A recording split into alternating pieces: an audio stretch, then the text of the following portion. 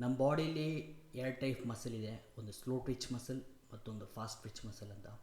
Hi ನಮಸ್ತೆ, ಇದು sculpt ಫೇಸ್ನ 17ನೇ ದಿನ. ಇವತ್ತು legs day has to be big day. Slow twitch muscle ಅಂದರೆ ನಮಗೆ ಎಂಡೋರೆನ್ಸ್ಗಾಗಲಿ ಸ್ಟಮಿನಕ್ಕಾಗಲಿ ಈ ಮಸಲ್ ಹೆಲ್ಪ್ ಮಾಡುತ್ತೆ. ಹಾಗೆ fast twitch muscle explosive movement, strength ಮೂಮೆಂಟ್ಗಳಿಗೆ ಹೆಲ್ಪ್ ಮಾಡುತ್ತೆ. ಸೊ ಇದ್ರ ಬಗ್ಗೆ ನಾನು ಮುಂದಿನ ವಿಡಿಯೋಗಳಲ್ಲಿ ಕಂಪ್ಲೀಟಾಗಿ ಎಕ್ಸ್ಪ್ಲೇನ್ ಮಾಡ್ತೀನಿ. ಏನಕ್ಕಪ್ಪ ಅಂದರೆ ತುಂಬ ವಿಷಯನ ಕವರ್ ಮಾಡೋದಿದೆ, ತುಂಬ ನೀಟಾಗಿ ಎಕ್ಸ್ಪ್ಲೇನ್ ಮಾಡೋಕ್ಕಾಗಿದೆ.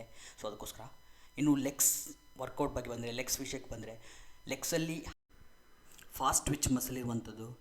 ಅದರಿಂದ ಲೆಗ್ಸನ್ನ ಬಿಲ್ಡ್ ಮಾಡಬೇಕು ಅಂದರೆ ನಾವು ಹೆವಿ ಲಿಫ್ಟ್ ಮಾಡಬೇಕಾಗುತ್ತೆ, ಹೆವಿ ಲೋಡ್ನ ಹೊಡಿಬೇಕಾಗುತ್ತೆ.